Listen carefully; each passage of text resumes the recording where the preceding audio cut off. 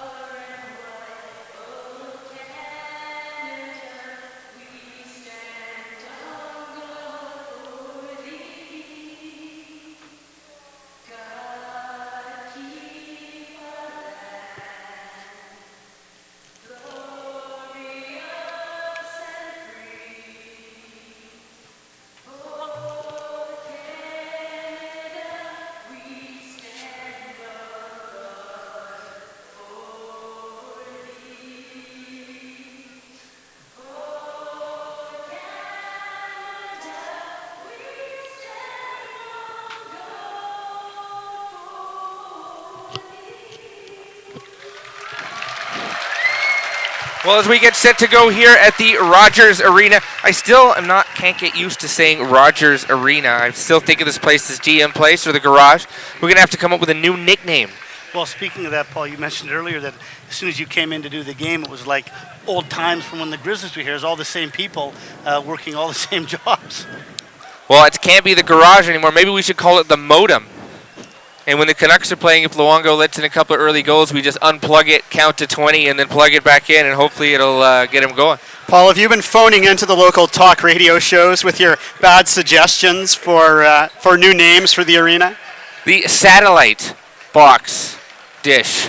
The phone booth. Come on, go with the most obvious, cringeworthy pun that you can. Come on. The syrup. Rogers Maple Doesn't even make sense. syrup. Rogers. Wrong multinational corporation, my man. Well, Canada basketball has made its way here into the Rogers Centre. The women's team was here just a couple of weeks ago. They played a couple exhibition games against Chile and against Sweden. Of course, it didn't have the billing, didn't have the hoopla that this has had at the Rogers Centre. As the crowd starts to file in, a little disappointing? Well, it's the middle of the summer, and without the cachet names, the last time in 2002, there was like 12,000 people here. But, I mean, that was a huge event, with Stephen Hash and, of course, with Yao Ming playing his first ever game. I remember I was actually helping Jay Triano at that time, sitting on the bench, and Richard Anderson sort of became a bit of a name in that game, as at 6'6", he was pushing Yao Ming all over the court. Yao even mentioned that after the game, that obviously had a bit of physical adjustments to do coming into the NBA. So we're obviously not at those numbers, but the crowd's slowly streaming in. Hopefully it'll pick up a little bit, because it's great to have our Canada play here. We never get to see them. It's nice to have basketball, period. Yeah. Other than the odd Phoenix Suns exhibition game. And Paul mentioned Richard Anderson getting a bit of a name after that last Canada-China bash here at the then GM Place. One of the reasons was there was NBA personnel and media from all over North America. Yeah. Houston, New York. I knew quite a few of the writers that came in from New York in order to cover Yao's first North American basketball experience. So the hype, not quite the same, but as you both mentioned, just nice to see basketball, period, back here in Vancouver. Well, as you mentioned, both these teams are young.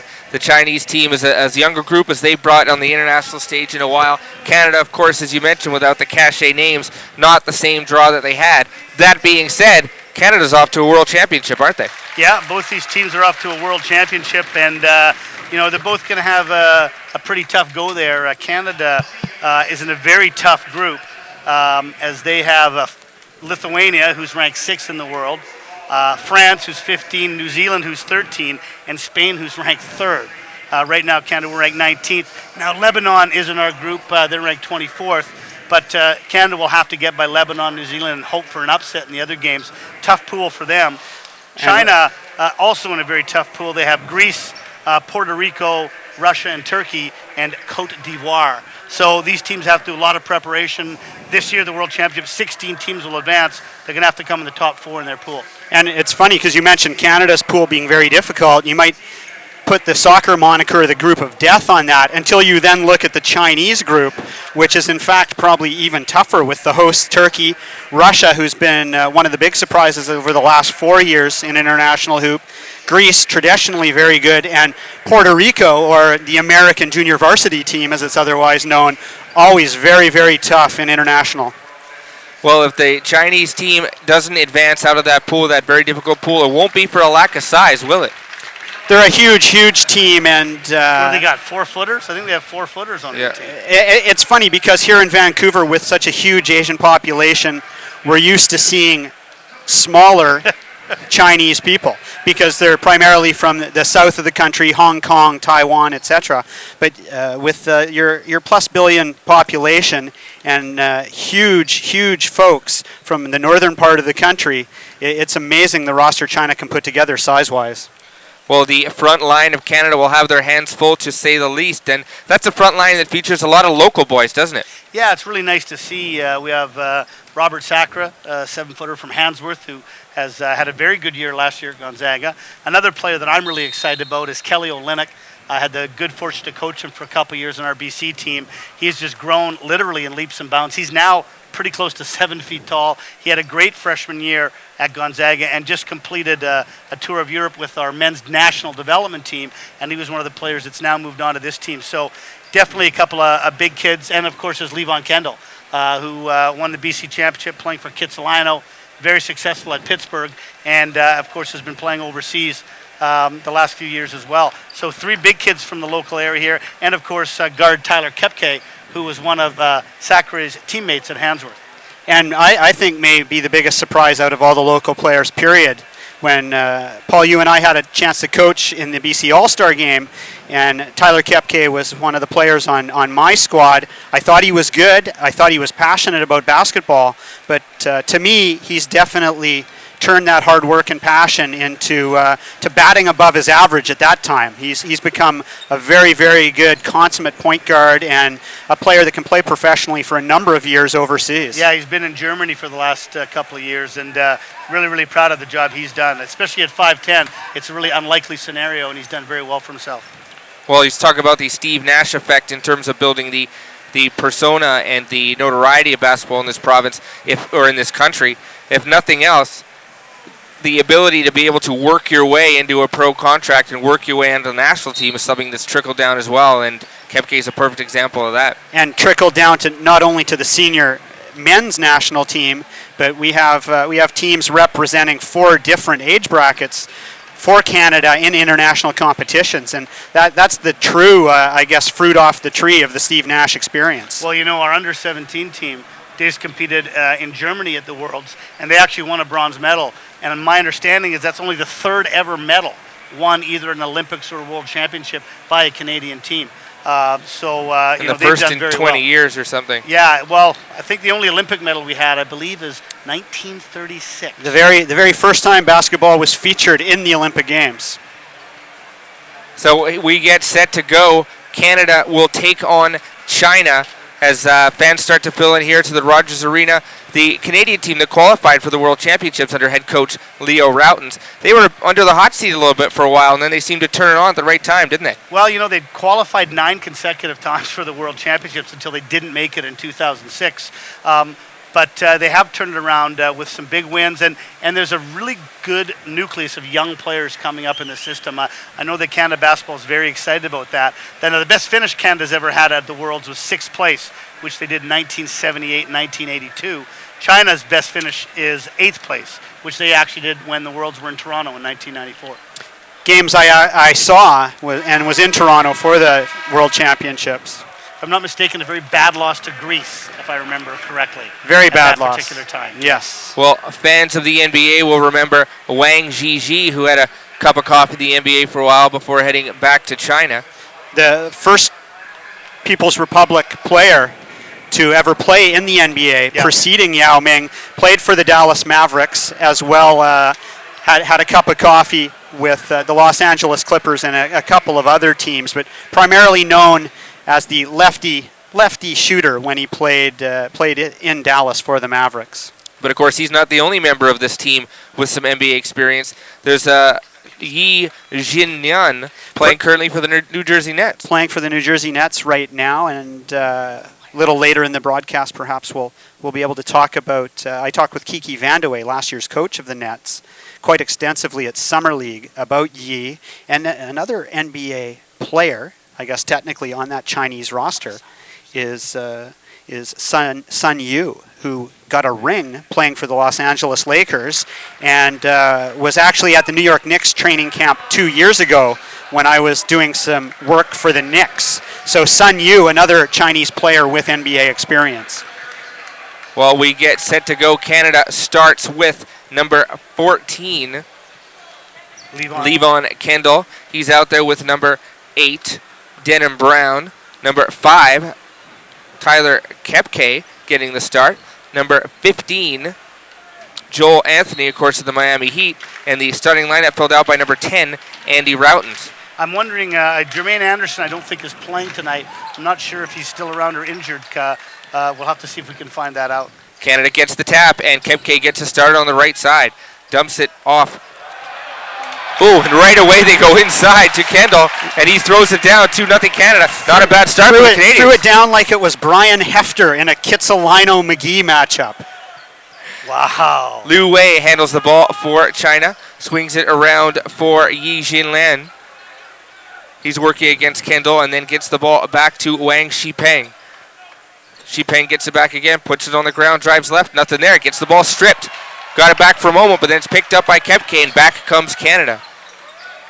Kepke will reset, swings it around to Routens. Routens bounce pass inside for Anthony. Look for him to go to the jump hook on the left side. Kicks it to Kepke, drives the lane, nothing there. Back to Routens, swings it around. Baseline jumper, no good from the hands of Kendall, but Anthony keeps it alive and gets a fresh 24 for the Canadians. Puts it back, left hand, no good. Rebound controlled by Sun Yue. And back comes China. You get that one? Sun Yu, big guy, Sun Yu. But Yue, I was told by the pronunciation expert. But I'm going to wait in North until America, Sun Yu. mid-second quarter before I start to worry about it. Ball stolen now as Roughton's got a piece of it. China's having trouble getting a shot off here. And he finishes with the left hand, 4-0 Canada on the turnover. Well, this does look like a young Chinese team, doesn't it? Very young, and they actually left a couple of players off the roster for disciplinary reasons just recently, so they would have been even younger. Wang Shipeng's three, no good. Canada secures the rebound. Kendall dumps it off to Kepke, and back they come, trying to go up 6 in the early going. Kepke on the left, swings it to Roughton's. Thought about a three, now takes the three. No good, that was deep. Rebound controlled by Yi Jinlan. Andy Roughton needs to get used to that NBA three-point line. He's disregarding the international three-point line. Pull up from Lu Wei is good, 4-2, and quite a roar on China's first basket. Well, of course, see a lot of Chinese flags in the building here. Large population in the Lower Mainland. Tanner Brown to Kepke, swings it around to Anthony, inside to Kendall. Back to Brown, puts it on the ground, going left. Thought about a pull-up, now takes it. Got it. Nice pull-up from Denham Brown. Lu Wei brings it back for China. He'll start on the left side now and work against Kepke. Resets him, and now popping out of a screen is Sun Yue. Swings it around. There's a pull-up jumper from Wang Shipeng. No good. Rebound controlled by Canada. Kepke dribble handoff. Roughton's goes inside now for Anthony. I'd really like to see Canada try and run a little bit more off of China's misses. Establish a little bit of pace here early in the game. Anthony faces up, can't knock it down, and back comes China, trailing by 4 in the early going. Nice bounce pass, losing the handle, but getting it back was Su Wei. Now there's a three, got it, off the hands of Ji Jinlan. Well, we've seen early on Chinese not afraid to take that perimeter jumper. All their shots thus far have been from fairly far out. In the second half of last year, when Yi got a little bit of playing time in New Jersey, he was really encouraged to face up and shoot that shot. Helped the Mighty Nets not be the worst team of all time. That's correct, yes. Brown inside for Anthony. Anthony will go to work again. Thought about a pull-up, now goes to Kendall. He's good from there, no good. On rebound, both two Canadians went up. Anthony came down with it. They'll reset. Kepke on the left side now, calling out the singles. I think we'll see a single-double here for Roughton's. A little stretch screen coming off that curl. Roughton's goes left, takes the pull-up, got it. Andy Roughton's knocks down his jumper, and Canada's up 8-5 in the early going. Good sign for Canadians early on, knocking down a couple of shots. Andy Roughton has now knocked down more jumpers in this game than he did at Summer League for the Knicks. Ooh. Well, he struggled, let's just put it that way. Pull up on the baseline from Ji Jinlan, no good. Canada secures the rebound again, and back comes Kepke. Kepke swings it around to Denham Brown. Goes right, nice pass behind his back to Anthony. He's in trouble there, gets it off, and just doesn't get the roll. Two for Anthony that looked like they might drop, but both found a way out. Joel Anthony's trying to get used to never shooting the ball in Miami. Yeah, he's already had more shots now than he might get all season. And he's getting them up now while unless he gets a lot of offensive rebounds off of Wade, Bosch, and LeBron's misses. He may never shoot. Outletting and dunking under the basket all by himself. Wang Shipeng now swings it around for once again late in the shot clock here for China. 7 on the shot clock. Lu Wei kicks it out. There's a mid-range jumper blocked by Canada, and back comes Kendall now. Up strong, left hand, throws it down, and one. Tanner Servo calls the foul, so Levon Kendall with the finish and the foul. And in case China didn't know, he's left-handed. And you mentioned just on his dunks, he's left-handed, Paul. You mentioned Tanner Servo refereeing. He's a local official. Along with him is Mike Thompson, veteran official from these parts who has been in the Olympics before. And the third official is from Calgary. His name is Perry Stothart. And you mentioned Mike Thompson. I saw Mike Thompson referee at the Sydney Olympics in the ladies hoop division. Kendall cannot convert the three-point play. Canada still leads by 5 with 5 to play in the first quarter. Again, it's Lu Wei running the offense. Gets it back around to Yi. Yi again drives, nothing there, working against Kendall. And tough pull-up. And that's he a is bailout. fouled That's a by bailout. Kendall, and Kendall's not happy with the call, but going to the line will be Yi Jinlan. Yi for getting all those China. NBA calls. Already getting the NBA love. So he'll go line. That's the first foul on Well, Canada. as you look at the replay there, Kendall did bring his arm down. Looked like he contacted his elbow. So And was moving forward underneath with his hips as well. Free throw is good. So Yi Jinlan continues to knock down, be the bulk of China's scoring. And there was a lot of questions this year in New Jersey whether Yi could play. A lot of disagreement amongst management, etc. But when Kiki Vandeweghe gave him time later in the year, he actually became a serviceable player for the Nets. Tyler Kepke comes off the high screen from Kendall now, and he will reset working against again, Liu Wei. looking to get Routens open off screens. Nice pass for job. Routens inside to Kendall. One more for Anthony. Not sure if he was expecting it, and it goes back around. 7 on the shot clock now. Anthony again puts it up left hand. Got it. That's a little more like it for Joel Anthony. He's got a little deeper on that, didn't he? Yeah, nice jump hook over the 7-footer. Liu kicks it. Now, Jinlan thought about going against Kendall again now. Puts it on the ground, goes back to the left, drives, gets it stripped, got it back. Another pull up. No good. Rebound Skies, and Denham Brown picks it off and gives it out to Routens. Let's see a little drag screen for Andy Routens. Routens goes cross court, tough pass, and it's picked off. It's back other way comes China. Liu Wei pushing the offense for the Chinese. Tries right, bounce pass inside, wide open on the baseline, and throws it down. Yi Jinlan was a little surprised at how open he was. That was wasn't rather bizarre rotation from Canada when the ball went there. You could see 3 Canadian players looking at him. None of them took the ball, and he dunked it right on top of them. Funnily enough, the Canadian players all got confused in the transition part, and then, as Paul said, stood around once they were in the half court. Denham Brown pulls up, no good. Rebound into the hands of Su Wei. Wang Shipeng now comes off the screen roll, gives it back, thought about a pull-up, but Su Wei will reset now. You can see one of the things Joel Anthony does very well, a hard show on that pick and roll, and is active enough to get back. Another 3, no good. Rebound Skies, Tyler Kepke picks it off. Doug, you're right, though. As Canada's getting these defensive boards, they're really not looking to push the ball at all. They're just running half-court sets right now. No, and they should be looking to push the ball because China is not quick in the first 2 steps. They're not sending anyone to the offensive boards, but they're also not sprinting back.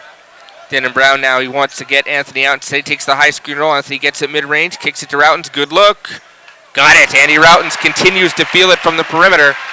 And that is a 3, 15-8 Canada lead. So good start for Routens, good start for Canada. And Andy Routens mentioned that he's, up until the time he's signed his contract, he's been down at the Knicks practice facility working out with their assistant coaches. So he's been getting his reps in down in Terrytown, New York.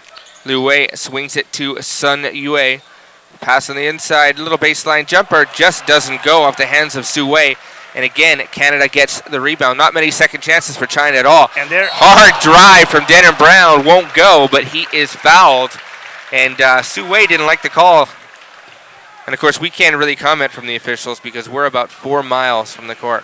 looked like a pretty good block. Looked like a good challenge from our vantage point. And come on, Paul, do you forget your reading glasses for today? Or? I know. I have the binoculars for you if you need them. Denham Brown will go to line. Denham Brown, glad to see him back with the national program. He was with the team years ago, and then he took some time away from the team. Some me time. And Denham playing professionally in the Philippines. And I actually had the good fortune to coach Denham at the Nike All Canada camp many years ago. He went and played at Connecticut, and nice to see him back with the national program.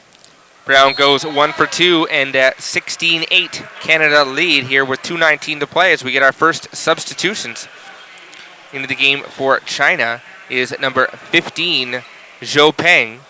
In for Canada is number 9, Olu Famutimi. Oh, I didn't think I was going to worry about that. Famutimi.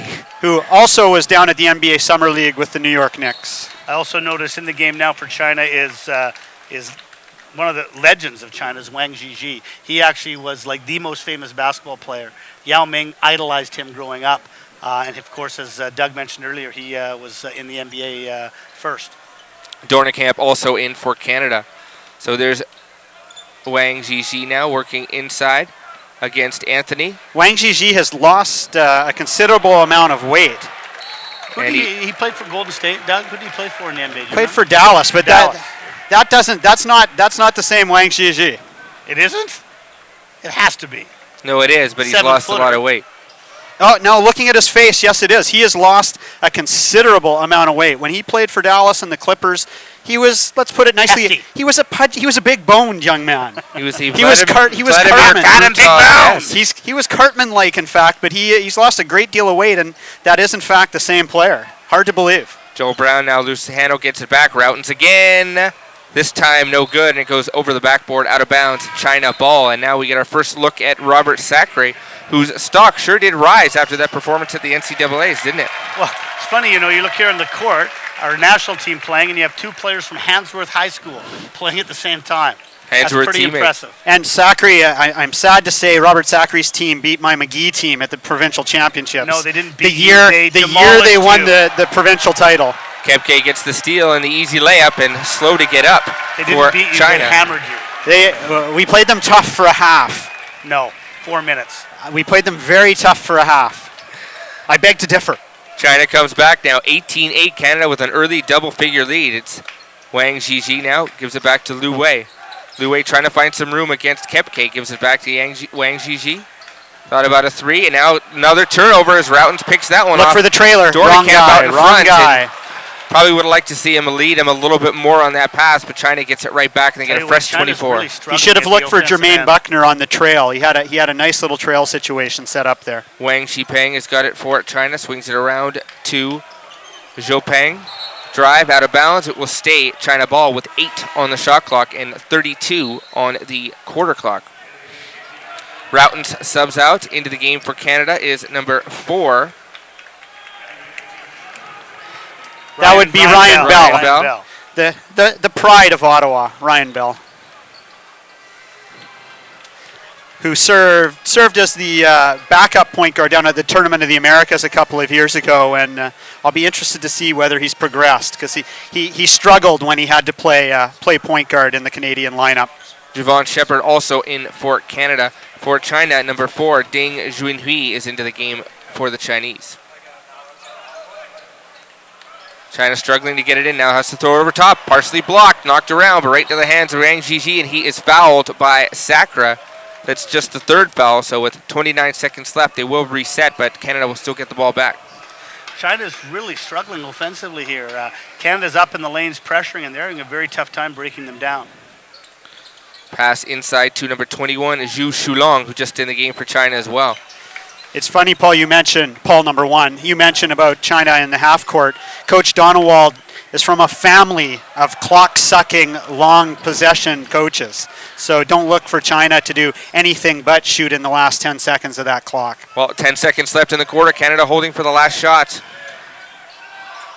Driving in the lane is Shepard. Lost the handle. Bounced around. There's a 3. No good off the hands of Olu Famutimi. Very good, Paul. Very impressive. And at the end of the quarter, Canada leads China 18-8. Strong start for the Canadians, especially on the defensive end. Well, yeah, it's kind of hard to believe. China is supposedly ranked 9th in the world here, and 8 points in a quarter. Hard to believe that they couldn't do a little bit better than that. Also have to remember, these teams have a ways to go before the World Championships, and given the new coaching staff and a lot of new players in that Chinese roster, can't be too hard on them at this point. Well, we get set to go here for second quarter, and again, the crowd, marginally disappointing, but when you really take a look around, pretty solid amount of people here at the end of the day. Starting to fill up. The middle sections are both starting to get full, so what would you estimate, like 4,500 maybe? 5,000, do you think? I have not put my Vancouver Police crowd counting skills to use yet, so I will do a survey section by section before entering my over-under. All right, fair enough. Well, 18-8 Canada on top. They were led by the perimeter shooting of Andy Routens. And you had a real good chance this summer when you were with the Knicks to take a good long look at him. Is the NBA ready? I think he is a second-round pick, which in the NBA means non-guaranteed contract. He has signed a contract, and from what I understand, it's guaranteed money, which to me means he's going to be on the roster. Now, you can carry 15 people in the NBA. The Knicks traditionally do not. They normally carry 13. Mike D'Antoni doesn't have a long bench and doesn't like a lot of extra bodies around. But I think Andy, with his perimeter shooting and with the system Mike D'Antoni runs, with a real premium put on guys that can stroke that NBA three, especially the corner three that Andy Routens will play this year for the Knicks. Well, we get set to go in the second for China. It will be Zhou Peng inbounding, and he gives it to the hands of Yu Shulong. So we'll see what China can come up with out of the break. There's a high screen roll, spun around. GC pass inside, up with the right hand. No good. Nice looking set, but Ding Junhee couldn't make it go down. A little bit intimidated as he got to the rim, and the two Canadians closed out. Shepard, now there's a three from Canada. No good off the hands of 4-on-1 here for China. And they will bring it back. Wang Zhizhi wanted it in the post, didn't get it. Ball swung around. There's a good look. No good that time off the hands of Wang Shipeng. So China really struggling from the perimeter in the early going. At least, though, now they're getting some open looks as opposed to just struggling getting the ball into the basket area.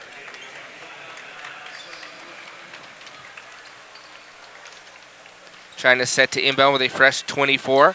Pass goes into the hands of Sun Yue.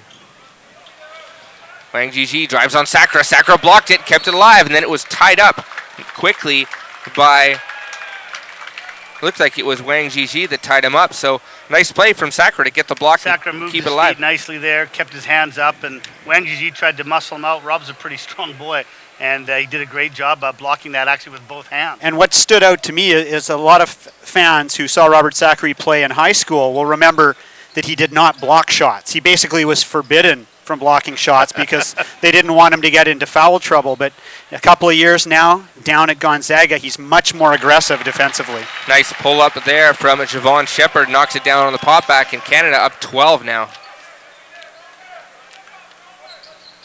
See if China runs some more pick and roll. That's how they had that one open look they missed. They did a nice job of hitting the short corner on that one pick and roll.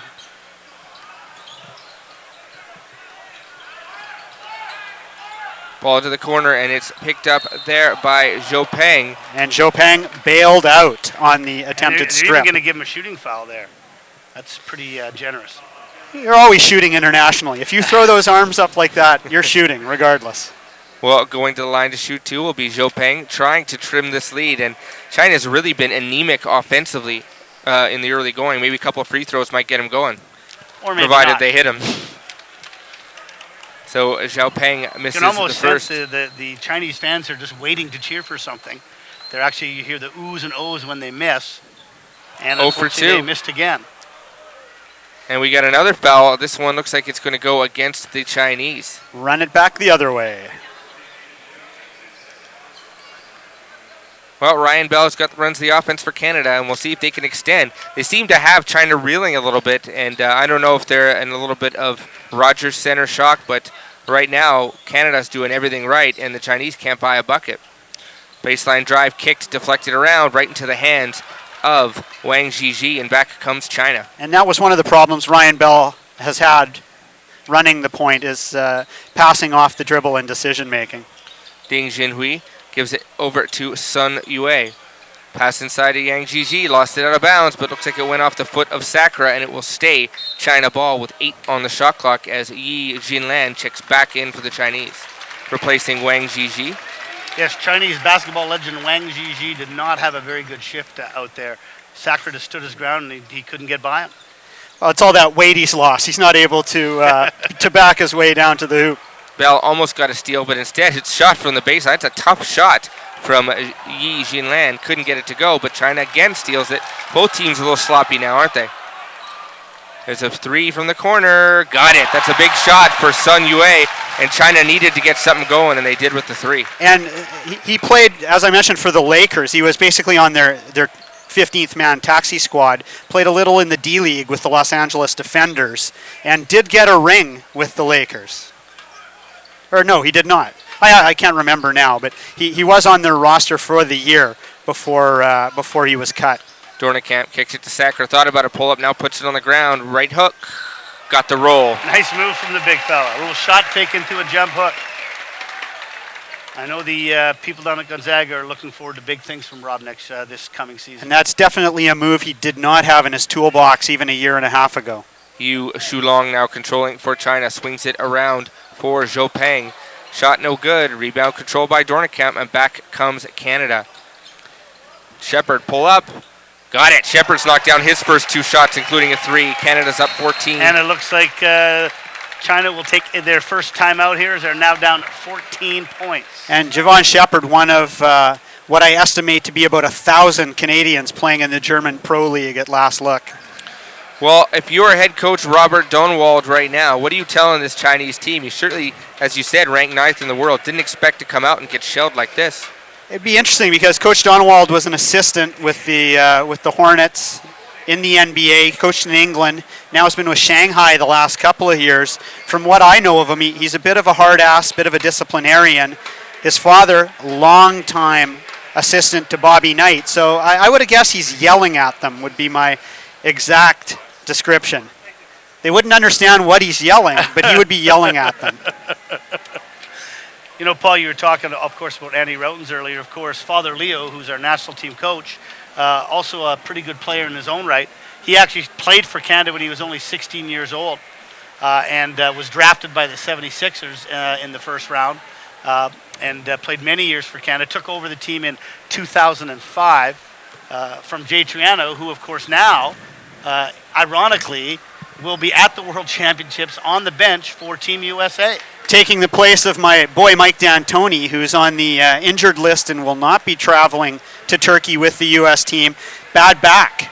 So he's rehabbing, trying to strengthen the back for the Knicks' upcoming season. His injury equals Jay Triano's opportunity. Absolutely. Well, Jay Triano, of course, joined the U.S. program as an international consultant, but from my understanding, he's shooting up that ladder at the speed of light, and they're loving him in that program, aren't they? Absolutely. Of course, the only Canadian ever to be a head coach in the NBA. And now front row with Coach Krzyzewski on that USA bench. Sorry.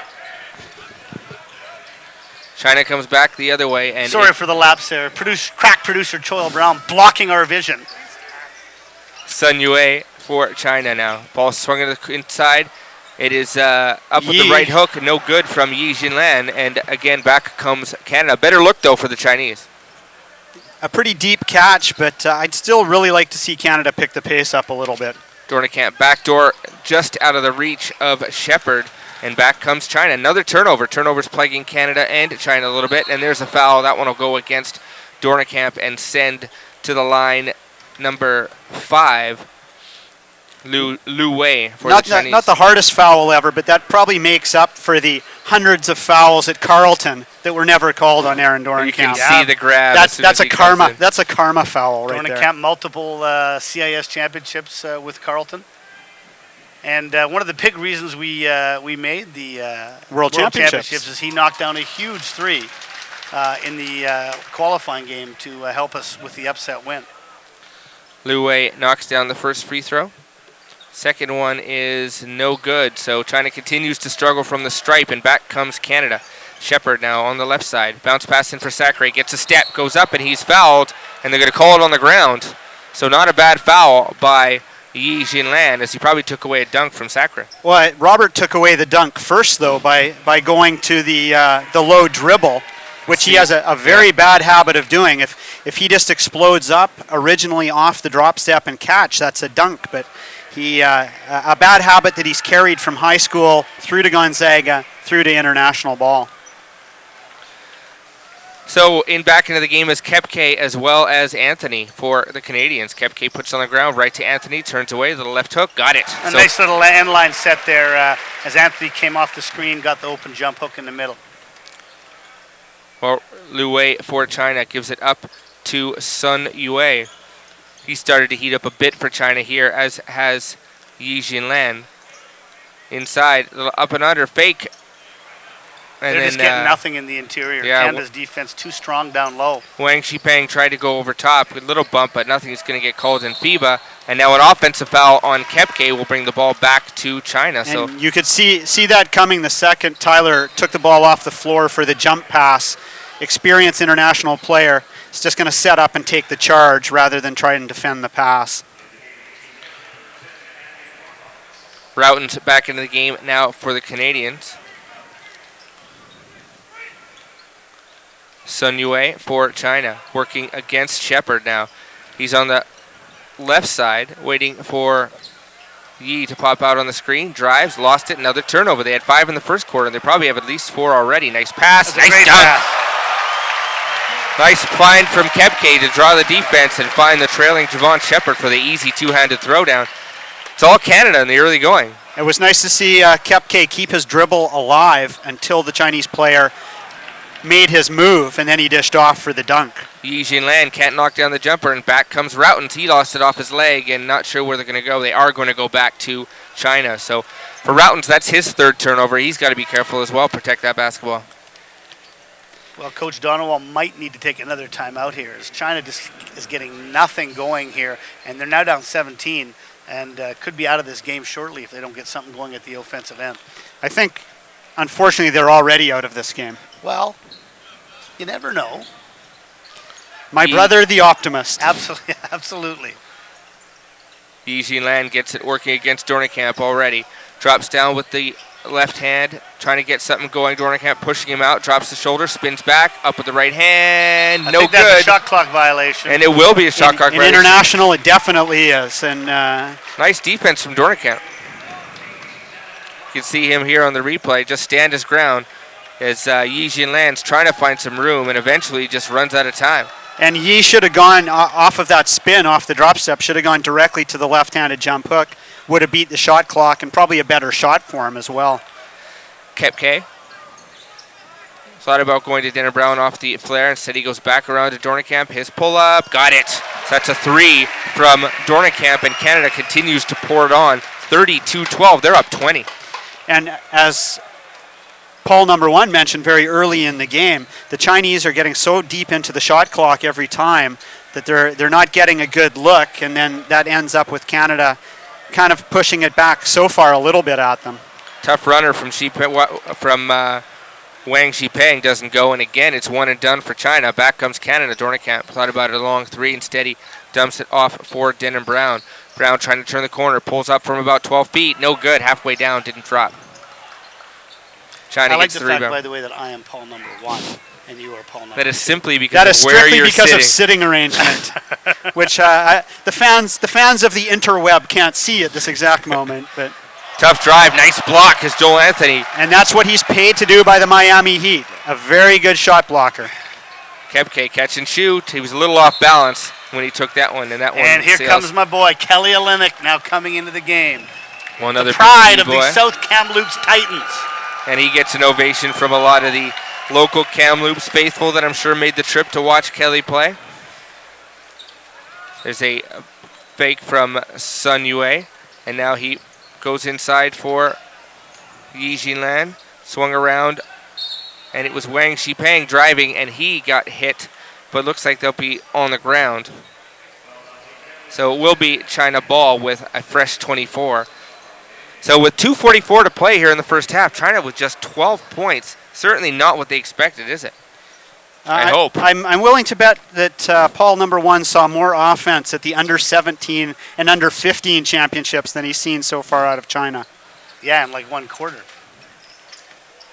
Tough drive, left hand, no good, as that was a Wang Shipeng getting inside the Canadian defense for the first time, but couldn't get the left-hander to go. Back comes Routens now. Works the left side, nothing there. Tried to go back to Kepke, now he waits and does go back to him. They will reset with 12 on the shot clock. And China's being a little more aggressive on Canada's pick and roll now, so Kepke Anthony all alone, until it slam. comes time to rotate. Well, nice job from Kepke to wait out the Chinese defense on that, and they gave him the opening he wanted. And it was nice to see Canada move with the pick and roll into the short corner on that. Who Canada looking to run that time, and then a tough foul from Denner Brown. They had the steal there, but 3 Canadians ran the break, and none of them grabbed the ball. Well, and now maybe China can actually score because it's the penalty, and they'll get 2 free throws. It's like that old Pizza Hut ad where they go to play and they don't have the ball, remember? And then the guy with the free Shaq ball shows up. I don't remember that. I don't recall that little gem of pop culture, Paul number 2. You forgot the ball. Anybody want a game? And then he palms it at... Okay, you know what? If I'm not allowed to play the obscure reference game, Actually, you know what? I do kind of remember that. Don't try and obscure reference. I I would remember never. at KFC they had Shaq's handprint on Yes, the counter. that's the and ball. You could okay, so I got That's it now. the ball. That was good after all. I'll give you credit for that. Li Wei knocks down the 2 free throws, so China back within 20, and finally they get to see the ball go through the hoop. Routens gives it to Kepke off the flare. Screen goes Routens, nothing there. And rubbed off. Very on a solid screen. Harpooni-esque screen. Olynyk drives again, and he puts in the 2. So Kelly Olynyk getting on the board early for the national team. And a great screen boy, you set said there. it, that Lu Wei was just rubbed off that screen from Joel Anthony. Yi Jianlan now working against Anthony. Shoots the 3. No good. That was short. Rebound control from Anthony. Thought about giving it to Kepke instead. Gives it to Denham Brown. Brown gathering speed. Back to Routens. Long Deep 3. Got it. Andy Routens. And that was NBA range. And I'm sure he's hoping that the New York Knicks brass is watching this webcast. Perhaps I'll be filing a report later. Here's the screen if you see in the replay. Just The last time China saw a screen like that was Richard Anderson laying a screen out in this very building. I wonder how many books that screen will get into. So that's a timeout, I believe. China that took that timeout, and they saw enough. A dunk, a huge screen. As you can see here coming up, you'll see the 3 coming up from Routens. That was a good 1.5 feet outside the line. Well, and and nothing but net. he has that type of range, especially if he can step into a shot like that with rhythm. It's not a long 3 for him. He has very, very good NBA range. Yeah, his footwork is very, very good too. Well, fans of international basketball that came out to watch the senior women's team last week take on Chile and Sweden, they were a little disappointed at the amount that Canada was able to blow out their opponents, and we're expecting to see a closer game here between the number 9th ranked China versus, was it 19th ranked Canadians? That is correct, yes. Are seeing another blowout, aren't they? 25 points with 1:14 to play in the first half. Yeah, it really has not been competitive at all. And I'm China's sure that decided I know to go the with world's 6 players, it looks like. to maybe that's their solution, is they have try to 6 combat. on the floor now. Perhaps they can play the rover position. And finally, it will be number 9. Iowa girls basketball, will they go to 3 on offense, 3 on defense? It's Alabama, actually. No. No, Iowa girls. Is it Iowa? It's Pretty Iowa. sure it's Iowa. All right, all right. All right, the Chinese fans cheering now, trying to get something going here. Zhou Peng, there's a drive for Yi Jianlan, and he is fouled by Denham Brown, and will go to line and shoot 2.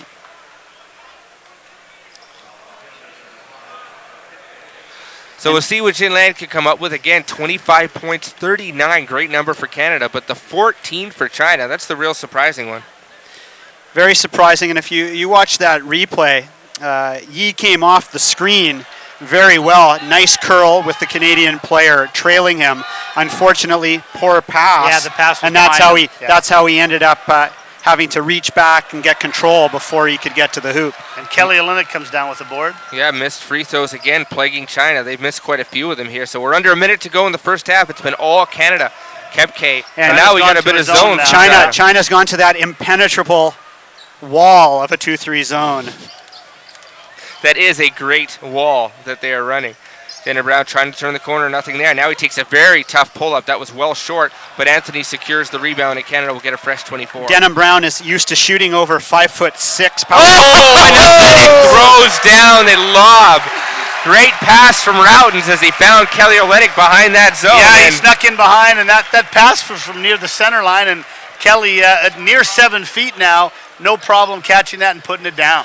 And I'm guessing he didn't have those kind of hops when he played for you on the under-17 team. Well, the rim's not exactly shaking, but he got the 2 points. Pass went for a missed steal, and then walking right in for China was Dong Hanlon knocking that one in. So that'll do it for the end of the first half. Hanlon gets something remotely positive for China to take into the dressing room, but at the end of the day, Canada 14, China 16. Is this one over? I believe I called it over before the first quarter, did I not? This looks like a mid-90s Super Bowl score.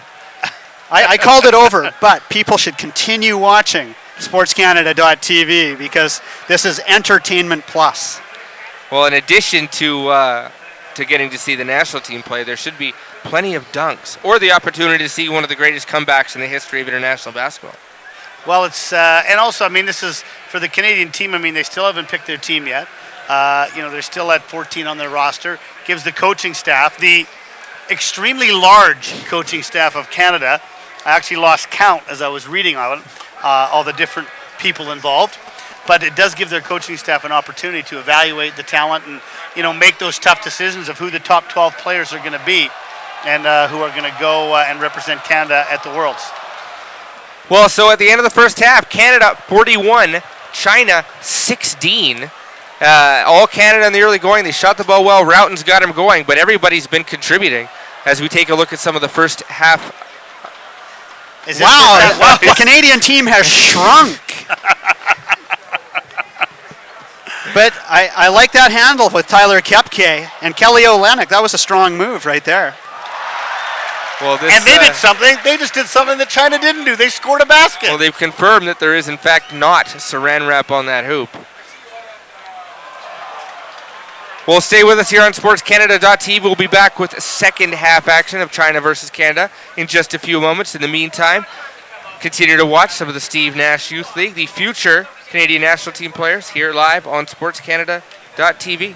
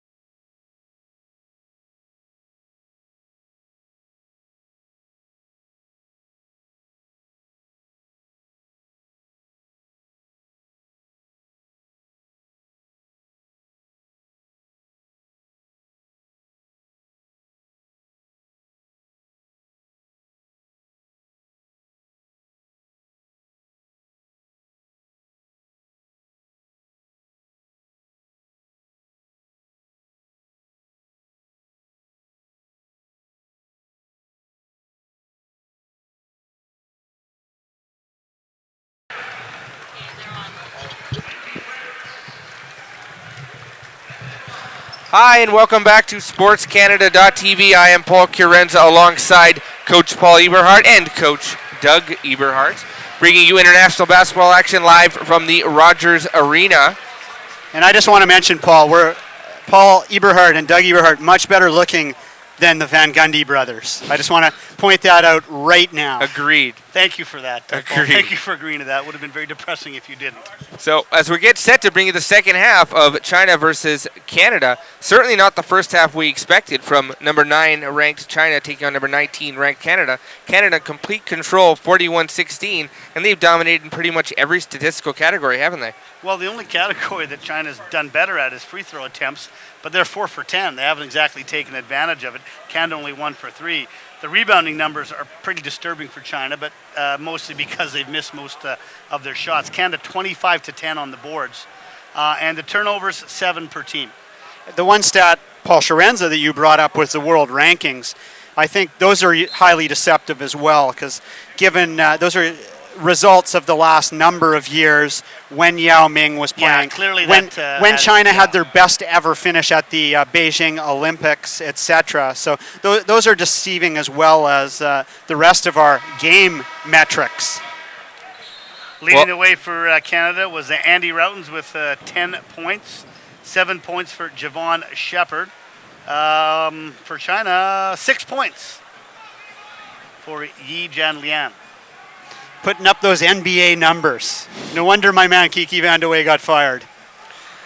Well, 6 points in just 60 minutes was the most prolific of the Chinese players, and they'll need to get somebody going quick if they want to make a run here in the second half. But we're underway. Kepke drives left, brings it back, and he will reset. Flare screen for Kendall. The ball stolen, but right back to Kepke. Routens, good look, put it on the ground. Drives, right-hand floater, got it. So he's showing a little bit of everything, isn't he? Teardrop. And that's a shot he'll actually need in the NBA, which a lot of guys don't develop till a little later in their career. Routens with 12 now, and Canada up 43-16. Sun Yue for China resets now, and looks like Canada's showing a bit of zone now. 3 the other way, got it. So nice start there for China as Lu Wei knocks down the 3, and China needed that, didn't it? Canada's zone can get China going offensively here. Kepke driving, ran out of room, and then committed the travel as he came to a hop. Looks like he shuffled his feet a little bit. Coach Routen's not really happy with that call. He's up on official servo, trying to plead his case that there was a bump there. As you see, there's a little bump right there. Yeah, there's a but bump. In FIBA, they're just not going to call Yeah, that. yeah, that's not a foul in FIBA. That's pretty on the pretty quiet move replay. in FIBA, given some of the physical shenanigans that go on at the FIBA level. Shenanigans. Sun Yue now working against Denner Brown, had the ball stolen, and back comes Canada, and then right away Denner Brown gave it right back. Yeah, that was a sort of a bizarre spin dribble by Den. I'm not sure why he Here's did another that. 3, no good. Rebound, Anthony controls it. That's his 8th board already in this game. Routens inside for Anthony. Just couldn't get the handle, but he keeps it alive on the baseline. He'll reset.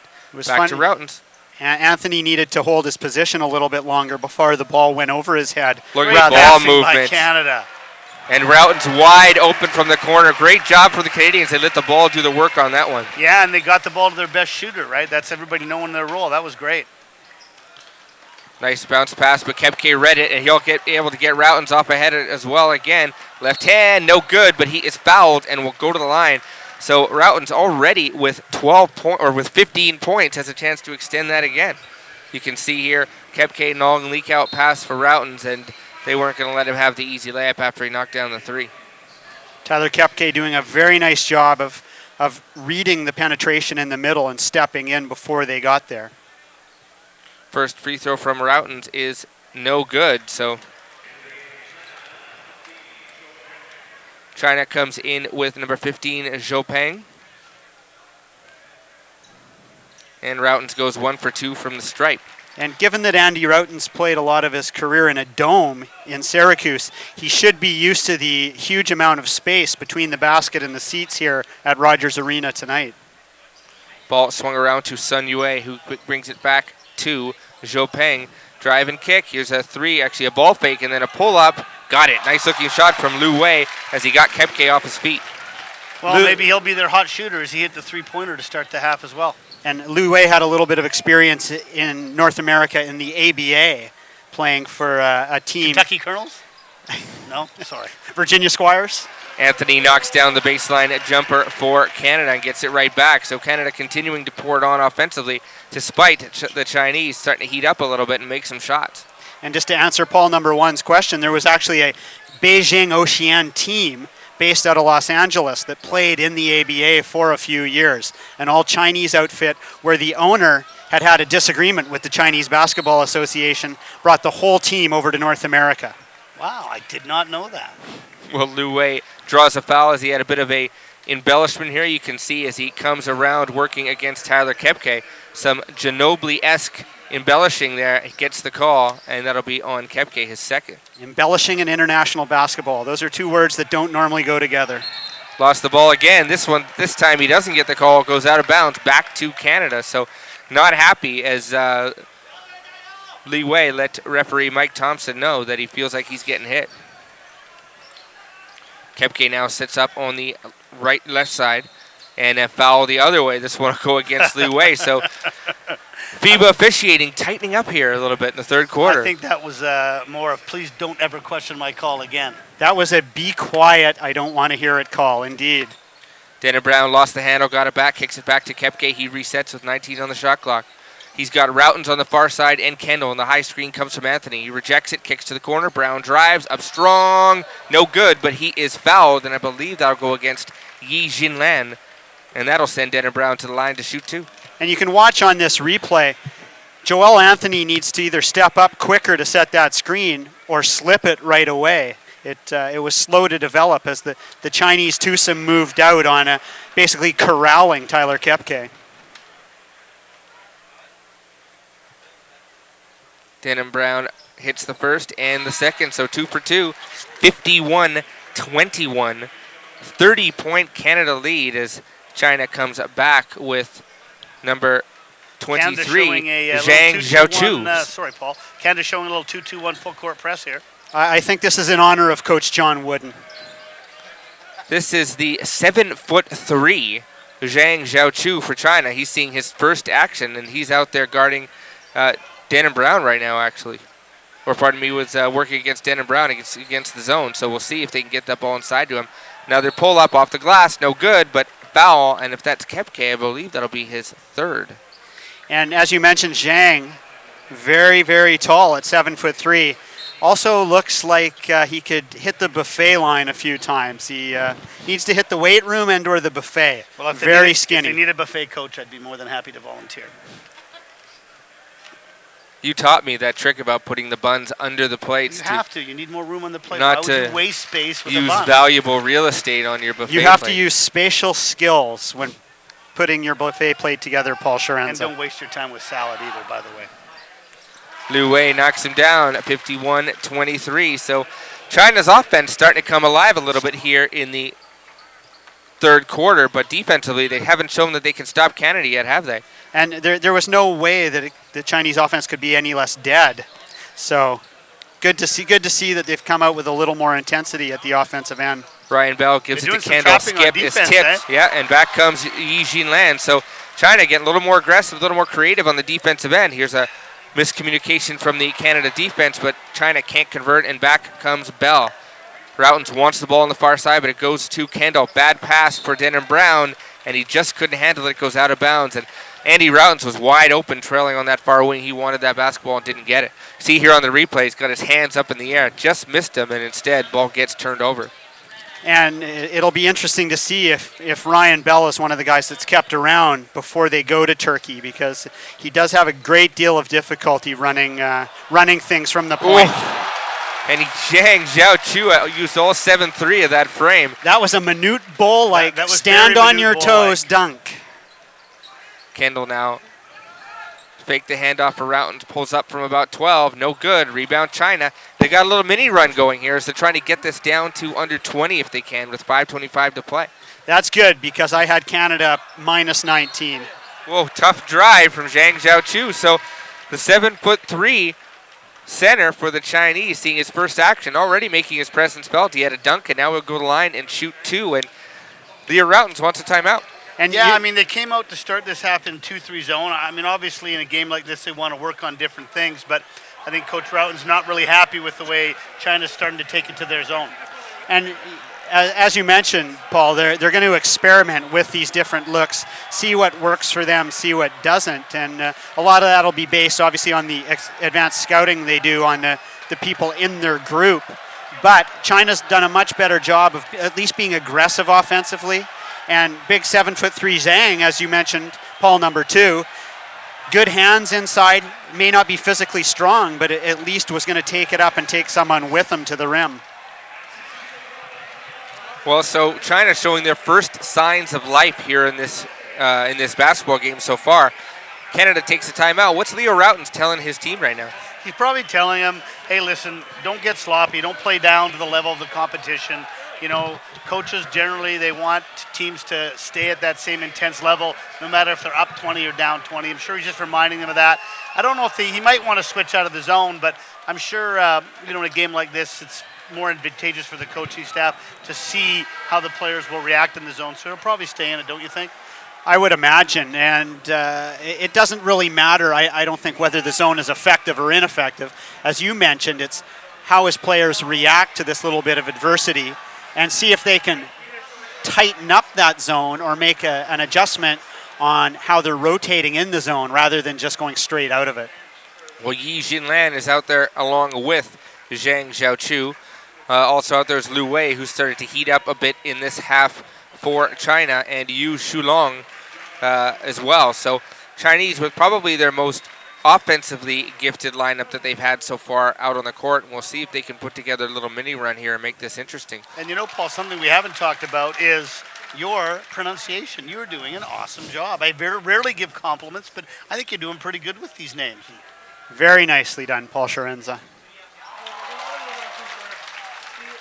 2 for 2, 51-27. Yeah, China getting after them. And the Chinese fans and reacting. The fans becoming a factor. Pass inside for Anthony now. In Canada, they work so hard to play a home game, and then this happens. Pass inside to Kendall. Thought about a 3. Instead puts it on the ground left. Type pull up, no good, but he is fouled. That will go against the 7'3" Zhang Zhaochu. Talking about the home team, Paul, it's funny because you mentioned earlier about the World Championships when they were in Toronto. And I'll never forget being at Maple Leaf Gardens for Canada-Greece with there probably being 16,000 fans in the Gardens, and 11,000 of them were probably Greek fans with Greek flags, etc. So one of the peculiarities of Canada's multicultural mosaic model, yes, is you get a lot of folks that are Canadians, but they're not really Canadians. When it comes to sporting events, anyway. Well, unless it's hockey, there's never really been any reason to be Canadian, but this team going to Worlds, hopefully that will change that. Back comes China. Fans really urging them on as Lu Wei comes off the high screen, swings it around, gets it back, puts it on the ground, working against Bell, drives, bumped, puts it up, got it. So Lu Wei has really heated up for China. Yeah, some space for himself, and he's really doing a good job for them. That's his 7th point of the quarter. Well, this looks like a completely different Chinese team. They look aggressive offensively. They look like they're playing with a bit of pride, and they're attacking the Canadian defense, something they didn't do in the first half. And you can watch on the replay how he lowered his shoulder just that little bit to create the space for that shot. A veteran move, even though he's not truly experienced veteran. Bell goes to the line for Canada, and he will shoot 2. So the free throw situation quickly evening up, surprisingly enough. Well, it's been right now. It's been a much better quarter for China. This quarter is 13-13. They actually have almost scored as many points this quarter as they had the entire game prior to it. Well, just 8 in the first 2 quarters. So free throw is good from Bell. So, like you said, he's one of those players playing to make this team, as I'm sure most of these players are aware that there are still going to be cuts, but these are big minutes for him, aren't they? They certainly are, because the point guard position especially, Canada's solid but not overly strong at that position, and Ryan Bell, as I mentioned, has had problems before in international competition. Nice looking baseline jumper from Yi Jinlan, and China continues to make shots. And I think it's got to find a way to get some stops. If they can cut it to about 12 points, the game might not be over after all. Well, Denton Brown now, he's working, and again, this China's starting to pressure, driving the lane up strong, and he is fouled by Zhang Zhaochu. And China not happy about that call. Was minimal. As we take a look here on the replay, Denham Brown, as turning the corner, goes right at the 7-3 big man who looked like he was. I'm going to say that's a terrible call. Yeah, that's not a good call. He's out of control. He's falling over. And he's attacking 7-3. You know, that's not a good call. And from the beginning of that replay, I would have liked to see Canada, when they set that high screen roll, Joel Anthony needs to try and set that screen on the bottom side so we get an actual roll, and his man has to jump out and hedge instead of zoning up behind and having a chance to block that shot. Denham Brown goes 1 for 2, but Levon Ken on the rebound. Routen's good look. Got it. Andy Routens continues to pour in points for Canada. And that's a backbreaker for China, isn't it? Yeah, it is. But you just that was unlucky by China, but they didn't match up off the offensive board. You can't leave Routens open. He's going to knock that down every time. But that's the exact type of situation where you're going to get the open shot, where they're scrambling around and guys aren't matched up properly out of the free throw. And Yi Jinlan went right at Joel Anthony, and he wanted to throw that down. As we take a look. Let's see. That looked pretty like a looks like it should have. Looks like it should have been a jump ball. He had a lane, and so that's definitely a jump ball. Actually, no, in FIBA that's not a jump ball. They don't have that rule in FIBA. That would either be a clean block or a foul. They don't have a jump ball rule on a shot block. On a shot block. No, they don't. Well, it was a foul nonetheless. So if the one at the other end was marginal, this made up for it. First free throw for Yi Jinlan is good. That was my NBA rule seeping out, I guess. Second free throw, good. So 2 for 2. China's been a lot better in this quarter, but it's still a 26-point game. And we met Leanne, drafted by the Milwaukee Bucks, now on the New Jersey Nets, has had a disappointing NBA career up to now, but end of last season and into this summer, very important time for him at these World Championships. China getting much more aggressive here as they're doing a lot of trapping and defense now. Denham Brown works against number 15, Zhou Peng. Gets it to Bell, up with the right hand. Got it. Nice finish for Ryan Bell in the lane. Back comes China, trying to attack with a bit of tempo now. Oh, almost split the double team. Instead, it was stolen, but couldn't control it as Shepard had it for a moment and then lost it back to China with 16 on the 24 You had to second like clock. that last basket by Bell, taking it right to the 7'3" Chinese player. Not afraid at all. Will the Gonzaga duo of Olynyk and Sacre check back in? Perhaps Coach Mark Few is watching on SportsCanada.TV right now. Pass inside for Zhou Peng now. Zhou Peng working hard against Denham Brown. Got into the lane, got it up with the right hand. Count it, and one. So, this has been a much more entertaining quarter to say nothing else. See him drop the shoulder in there, get that step in, and did a nice job once he stepped through of palming the ball with his right hand, taking the foul on his left arm, and then finishing. A very NBA-esque of him. And China now coming with some full court pressure. Denham Brown was lucky. He might have got away with a push. Instead, he comes back with the right hand, gets the baseline, nothing there, swings it back to Bell. Bell wants three, no good. Rebound China, so a stop, 2:25 left. See what the Chinese can come up with as Lu Wei swings it around. There's another three the other way. No good. China gets the rebound, though. Now it is Lu Wei driving. Good kick out Good look at a three. Short again, as two strong looks for Zhou Peng didn't go. And then it was... Game's getting more physical now, too. Sacre was mixing it up there with number 4, Ding Junhui. And now it looks like Shepard will be fouled, and he'll go to the line. So see here on the replay, it was Canada comes back. Shepard just attacks right-handed, and it was a little sweep from Zhou Peng that caused the foul. 61-36. Canada well in control, but China showing signs of life here in the third quarter as Yi Jinlan checks back in, and he replaces the 7'3" Zhang Zhaochu. As they get the floor wiped up.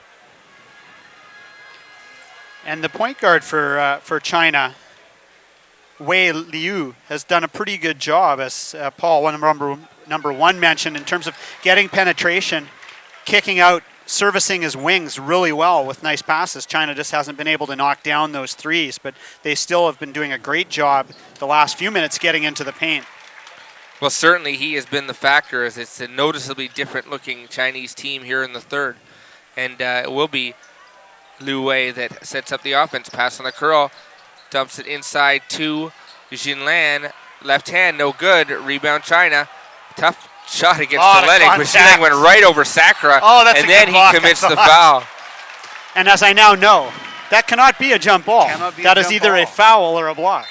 I thought that was very good physicality by Canada. They weren't going to let him have that. Well, it looked like Sakura stood his ground there. As you see, he got a lot of ball, but unfortunately, Rob did a pretty poor job on the initial box out, allowing Lee to go over his back to get the offensive rebound. So often leads to that foul call. So 63-36, Yi Jinlan with 2 free throws, knocks down the first.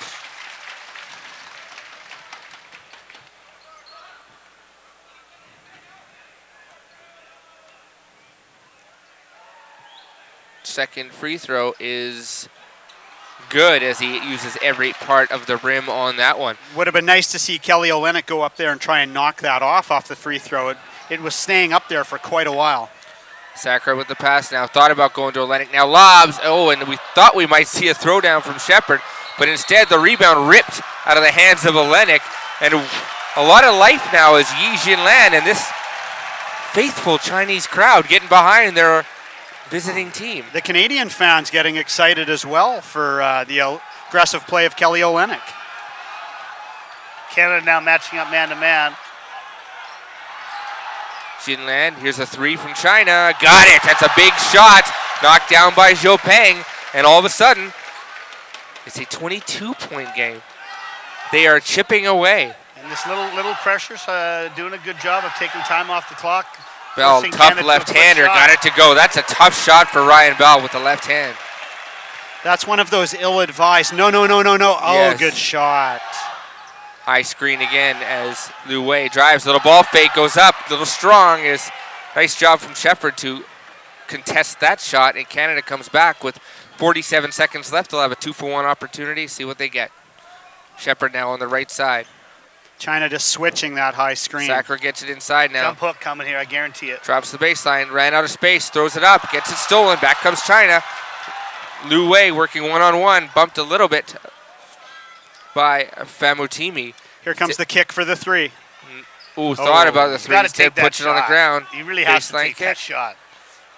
And now with 10 on the shot clock, they will reset as it's Zhu Shulong now.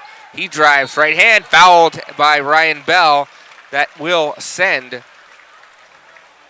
Now, Paul, what do you tell your player there? Let the guy go. Yeah, because let the big if you man watch challenge. This on the replay, he's got all kinds of weak side help there with Sakura coming over. Really doesn't need to make that foul. Ryan Bell stepping in as well on the hard little pinch before he contests. So can't have that foul. Shulong goes. But he did make sure he didn't score. So it was a good hard foul. First free throw is good.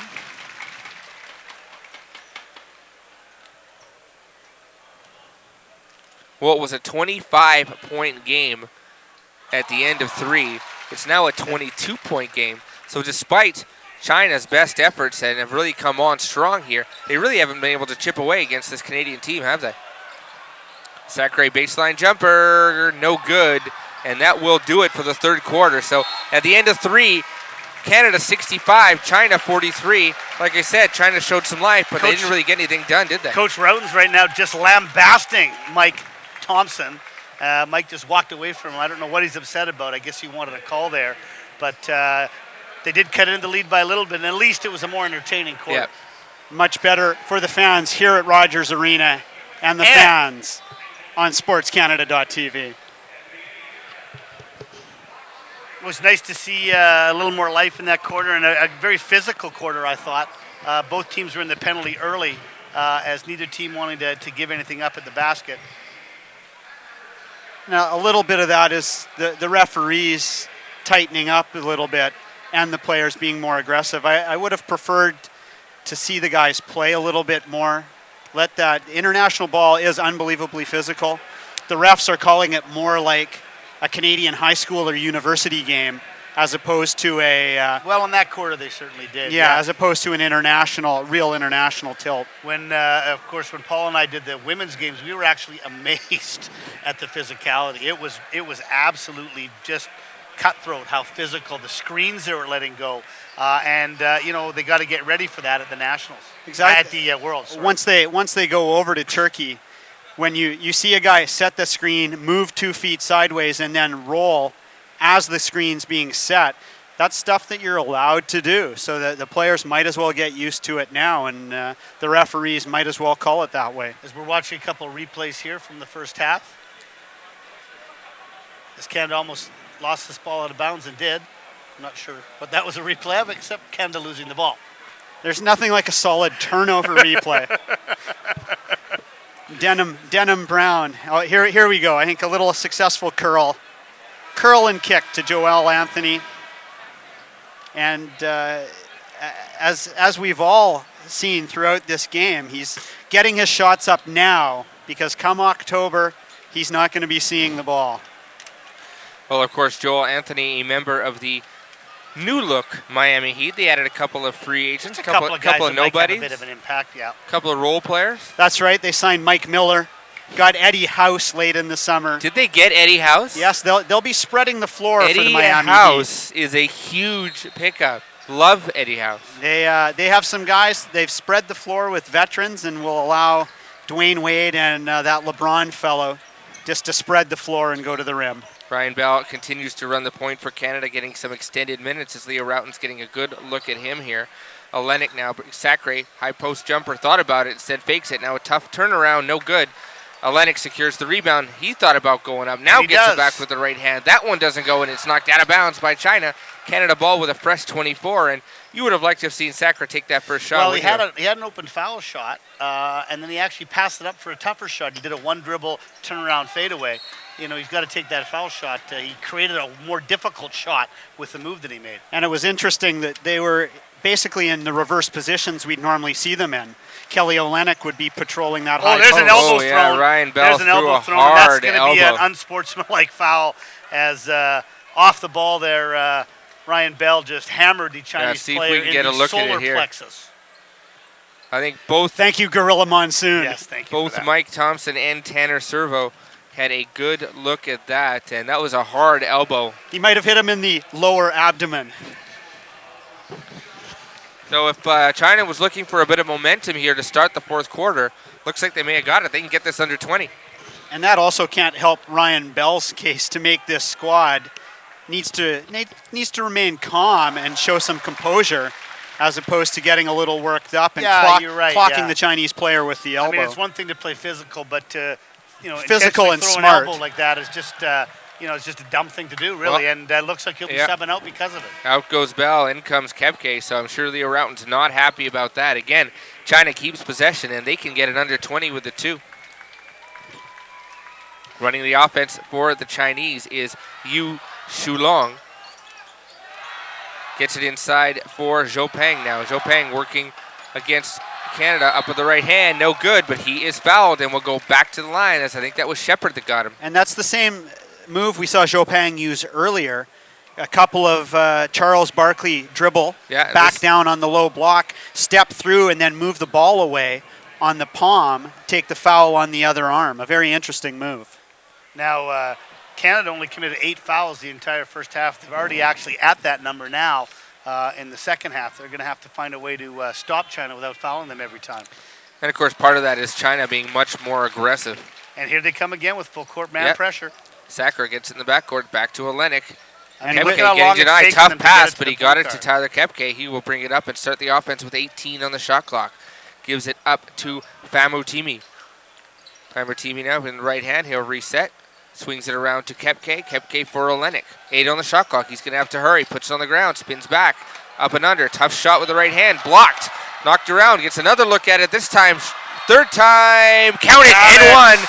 So Kelly Olynyk got third chance at the basket on the O board. Nice move on the first one. Couldn't get it to go, but stuck around and put it back. He basically outthought himself the first time down. Rather than taking it slow and simply, he put that extra move, barely got it off before the shot clock expired. Did a good job on the offensive rebound. Olynyk trying to complete the three-point play, and he does just that. So free throw is a big story as well. China has not been able to knock him down. They've probably given away at least 10 points off of that. Number 21 is Yu Shulong for China. Yu brings it up, and he will run the offense going to his left. Zhou Peng gets it now. He pulls up from about 18, knocked it down. Tough shot from Zhou Peng, another Chinese player who's starting to heat up in this half as well. Kepke tries the left side, now gives it up to Shepard. Famutimi inside to Sakura now. Drops it down, tries the middle, runs out of space, gives it to Olynyk. 4 in the shot clock. He'll have to hurry, gets it around, in trouble, and that will be a shot clock violation. Sakura just got it off, so Canada looking a little discombobulated on offense, aren't they? Yeah, their spacing has been terrible the last few possessions. They had a lot of guys standing right beside each other there. They're going to have to get much better spacing. One of the things we criticized with the Chinese team in the first half was the slow pace of getting into their action, getting into their sets. Canada is now doing the same thing, taking way too much time in that shot clock, getting organized offensively.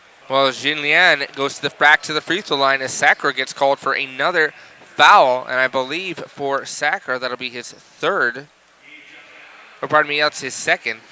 So it'll be nice to see if China can get it underneath 20 right here. Ugh. Or not. Right now, Sakura's standing in the wrong free throw spot. Okay, now they've switched. The Chinese player had the inside position. So he was going with the old school 1950s Indiana basketball, alternating on each side. Well, it is 20, 68-48.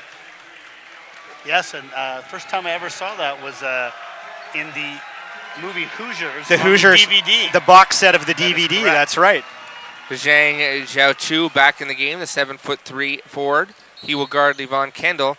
And now another whistle. This one goes against Yu Shulong. So whistles coming fast and furious here in the FIBA refereed game. Well, you wonder maybe with that elbow being thrown, the game getting more physical, the officials sort of trying to get control back again. And we had another little exchange there at the high post. Ball swung around. Shepard, catch and shoot. Got it. So Shepard also heating up. Javon Shepard, the 6'6" forward out of Toronto. He's made a bunch of shots today as well. And Kendall got him wide open with a very good down screen. Very good pin down screen. Number 4, Ding Jinhu into the game. There's a tough pull-up, no good. Rebound back to China. They get a fresh 24. Now here's a 3 from Shulong, and he knocked it down. Very good shot, as opposed to the previous one, which was a long contested 2. Worst shot you can take, NBA or international. So they answer the Canada 3, and we'll see what Canada can come up with. Kepke tries the left side, nothing there. Gives it to Shepard. Another catch and shoot. No good, short on that one. Rebound, Dornicamp put it up with the right hand, and that's what he does, isn't it? As Paul number 1 mentioned, Levon Kendall set another great screen on that last little set to get the open shot before Dornicamp cleaned it up off the boards. Wang Shipeng now swung it around. Lost the handle there was Yu Shulong. Pull up from the free throw line, no good. That went off the hands of Zhou Peng, and back comes Canada. This is Famutimi for the Canadians. Gives it to Kepke now. Kepke. Moving screen as Dornicamp was a little aggressive dropping that shoulder. See if we get a replay. There is no such thing as a moving screen in international basketball. Well, I think referee Thompson kind of had to call that one because he sort of buried the elbow in him a little bit. I guess it's a question of semantics then. We shouldn't call it a moving screen because... Well, Lu Wei back in the game for China. He was so good in that third quarter. See what he can come up with now. Number 19, Dong Hanlon, seeing his second shift as he knocked down a shot late in the first half, but has been back. High screen, tough pull-up, ball swung around, baseline drive, tough shot, got it. That was Zhou Peng hitting that, and he continues to heat up for the Chinese as well. Zhou Peng seems to favor taking the more difficult shot. Passing up the open shot, putting it on the floor, and then shooting something tough. Tough shot as he got his shoulder square to knock that down. Another foul. This one is going to go against Lu Wei, and that'll be drawn by Kepke. So foul is coming fast and furious. Baseline drive. Shepard gave it to Kendall. Tough shot. Got it. Tough finish inside with the right hand. Yeah, Kendall had the right instincts, though. As soon as he saw that baseline drive, he cut right to the front of the rim, making himself available for the pass. One thing you can count on from Levon Kendall, high basketball IQ, good recognition. Ball swung into the corner. Tough three. No good. Rebound. Tapped around, but Kepke's got it. Starts the break. Drives the lane. Tried to get it across to the fully clothed yet streaking Javon Shepard, but the ball got knocked out of bounds. Oh, no. I'm not going to say anything We've about just that. been here too long if you're going to pull out that one. But I will say Tyler Kepke seemed more concerned with drawing contact there instead of finishing, which he could have done with his left hand. So another good screen by Kendall. Oh, and he's rejected by Zhang Zhou-Chu, but another whistle is going to send Kepke to the line, and I guess he got a bit of body. We'll see here. I don't know. As Kepke turns the corner. You see, yeah, that's not a good call. You know, it really isn't. I mean, he's 7'3", he's long. You know, he got 80% ball. Look at Levon Kendall standing next to him. Yeah, and it's not like Levon's a short guy. Levon's not a little guy. Well, and as an NBA ref once told me, little man takes it in against the big man. He's not supposed to be in there. That's not a foul. Big man out covering the little man on the perimeter. Well, he's not supposed to be out there. That's not a foul. Sun Yue back into the game for China. He's been quiet in the second half as he hit some shots early. See what he can come up with. And then looks like Tornekamp got away with a bump. Now here comes Kepke, gives it to Shepard, throws it down in the lane. Coach Donowald taking a timeout. Looks like they haven't signaled it, but he did take that timeout, and now he's going to get right in the ear of referee Servo. As his player pretty much had his arm yanked off on that turnover. Well, you open the door when you start to bring the whistles here because there's so much contact in FIBA basketball that you make a couple of calls. Coaches are going to want one on every play. It has slowed down quite a bit here with some whistles, hasn't it? But Canada has extended the lead back to 25. The 25-point lead. You know, they're pretty secure here. So much for China's big push after it was under the 20 mark. Wishful thinking. Well, how can you score 16 points and a half and expect to be in a game? There's a look at Shepard's flush on the pass from Kepke, and Kepke's got a real nice job running this team. And you guys alluded to it earlier. Here's a guy who played his high school basketball in North Van, wasn't highly recruited, ended up catching on in a junior college. I believe it was Snow College in Utah. I don't think it was Snow, but it was in that league. Yeah, same league. Yeah. And leading the country in scoring, got his way onto the University of Utah lineup, and it's just been climbing that ladder ever since for this guy, hasn't it? Well, you know, I had the fortune to work with Tyler a little bit, and you've never seen anybody with a better work ethic. This guy would put in 3-4 hours at a time in the gym, working on his body, working on his game, and really has made a believer out of a lot of people. His work ethic is second to none. Well, I had a chance to talk to the sports psychologist, David Cox, at Simon Fraser University, and he had mentioned that he feels like Canada basketball had lost their way a little bit in trying to identify talent at a young age. He thought what you really needed to do was identify work ethic. And here's a guy that accentuates that to a T as he's running the national team now. No question about it. Well, and that's a skill. People talk about guys that are really athletic or very skillful. Hard work is a skill, and it's often overlooked by a lot of coaches, a lot of pundits. China coming back, trying to get something going as Zhang Zhou-Chu hands it off and trying to turn the corner. Zhou Peng, he's got to hurry. There's a long three. Got it! Wow, that was deep from Lu Wei, who continues to feel it here in the second half. He's used to playing with that short shot clock in the ABA. Lu Wei doing it the hard way. No? No? Anybody? This thing, I think my mic is off. Paul's here all week, ladies and gentlemen. Enjoy the veal. Tip your waitress. There's a three from Jermaine Buckner seeing his first action. That one doesn't go, and back comes China. And again, the Chinese faithful making their voices heard. There's a pass. There's a three from the big man. No good, and that would have brought this house down. Instead, China gets it back, and it's Lu Wei trying to find room on the baseline. Nothing there. Kicked out to Ding Jinhui, who's been back in the game for China. Now he's trying to post up Tyler Kepke. He's got a lot of room on him. And very poor recognition Yep. by China not to hit him in the post. That was a tough shot off the hands of Lu Wei, and back comes Canada. Kepke. And I mean, again, you talked about Kepke coming in. He's the undisputed floor general of this team right now, isn't he? Absolutely. Well, especially without Jermaine Anderson here. Tyler's going to get serious minutes. And he's one of those guys, he's not going to make a lot of mistakes. He's not going to do super stuff, but he's not going to make a lot of mistakes either. Buckner with another missed three. Is 2 quick threes for Buckner. None of them could go down, and he's trying to play his way into a lineup, isn't he? You know, a player that I haven't seen much I want to give a little bit of props to here is Javon Shepard. I think he's having a very solid game. Yep. I haven't seen him much. I know he plays. He was a big time player though at he played at Michigan, University of Michigan. Yeah. But he hasn't been with the national team very long, and he's having a very, very good showing today. And yet another Canadian. There are a huge number of Canadians that play in Germany, play in the Bundesliga, play in the First Division. He's another one that plays in the German league. This is his 14th game, international game. Been with the national team for 2 years. Andy Routen's having a chat with Tyler Kepke, giving him some instructions on the last 3:20 here. Of course, the outcome not in doubt. Canada will go on to win this international friendly against the Chinese as a tune-up for the World Championships coming up later this month or next month? No, later this month. Then it goes into September.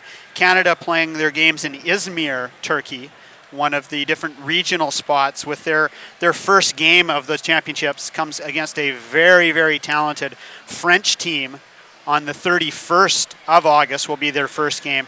France having the second most number of NBA players of any nation after the United States. A perennial underachiever internationally, but have some very, very talented players. A very, very difficult test for Canada to start the World Championships. Canada will be playing France, I believe, back in Toronto, if I'm not mistaken. That's correct. They have an exhibition. They have 2 exhibition games back in Toronto after this Chinese tilt here in Vancouver this evening. Interesting that they would have an exhibition scheduled match against a team that was in their group. I was surprised by that as well. But Doug, as we look at Canada's pool, without question, their fate will be decided, don't you think, in the games with Lebanon and New Zealand? Very much. The Lebanon they should take care of, no problem. New Zealand, a team that plays very physical, very tough basketball. They've had some good results over the last 6 to 8 years internationally, and that'll be the biggest game for Canada in the preliminary round. Here's another three from China. No good off the back rim, but right away along 2, got it. And Lu Wei continues to feel it for the Chinese. Full court trap here, and another foul. Cut the sideline off, and Tyler Kepke has nowhere to go. By the way, New Zealand, in basketball, known as the Tall Blacks. The Tall Blacks. As opposed to the All Blacks in rugby. All the New Zealand, much like the Australian teams, have the nicknames. The women's senior national team from Australia, anyone? Guesses? Anyone? Bueller? The Koalas. They would be the Tall Ferns.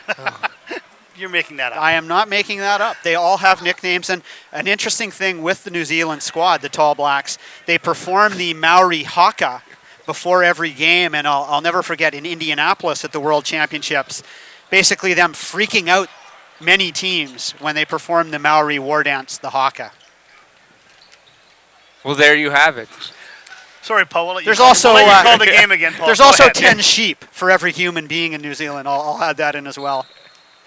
So your book reports on New Zealand are complete. New Zealand, home of the Flight of the Conchords. Make sure you reference Doug Eberhardt. Stop it. You're encouraging him.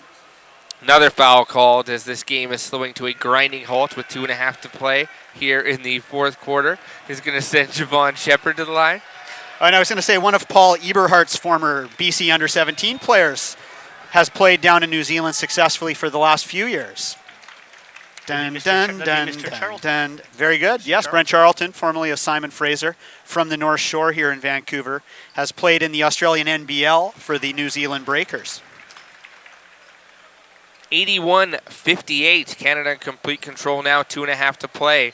Lu Wei shot the ball very well for China in the second half, but have not had an answer for Canada's offense at the other end. China now, after doing a pretty good job of running some of their stuff, they're far too much dribble in the half court, kind of not probing, just dribbling for dribbling's sake, and has slowed down their offensive aggressiveness, as it were.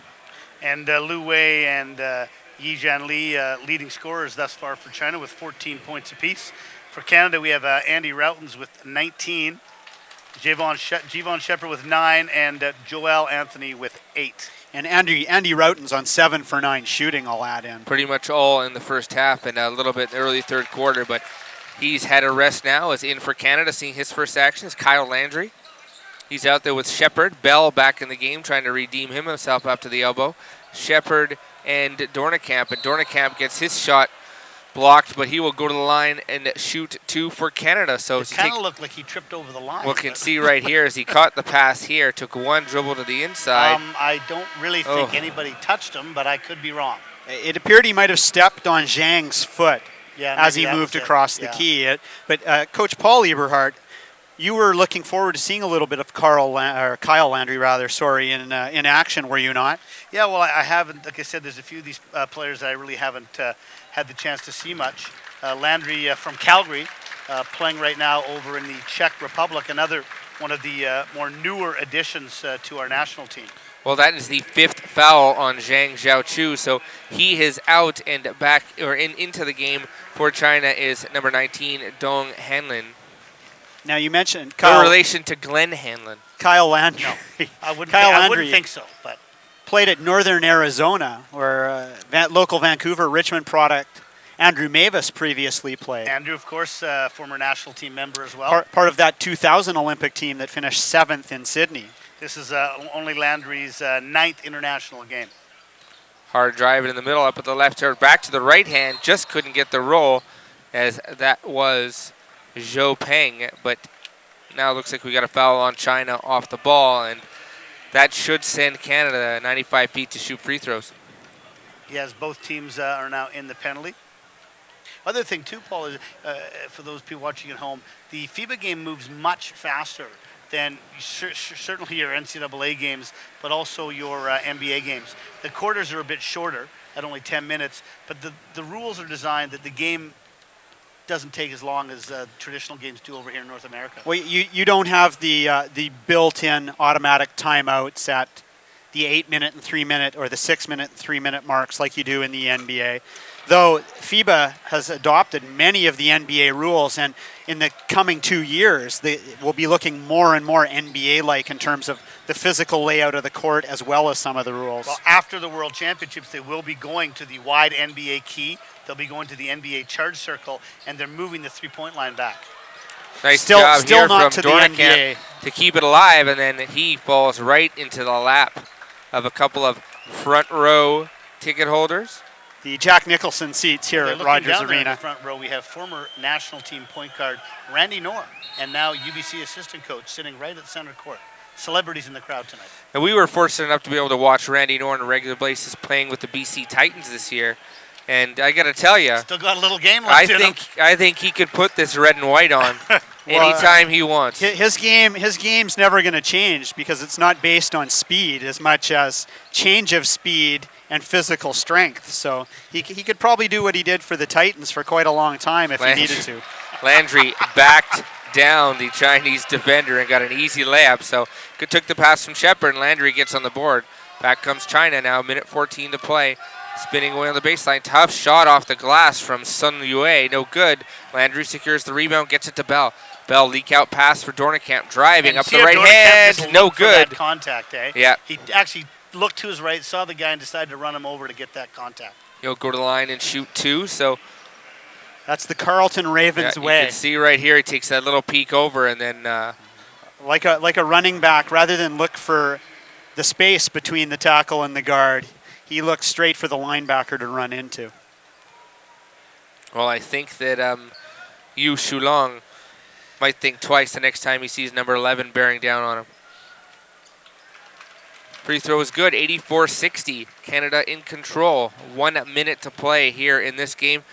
Here on SportsCanada.TV, if you're just joining us with a minute left, then I'm not sure why you're just joining us.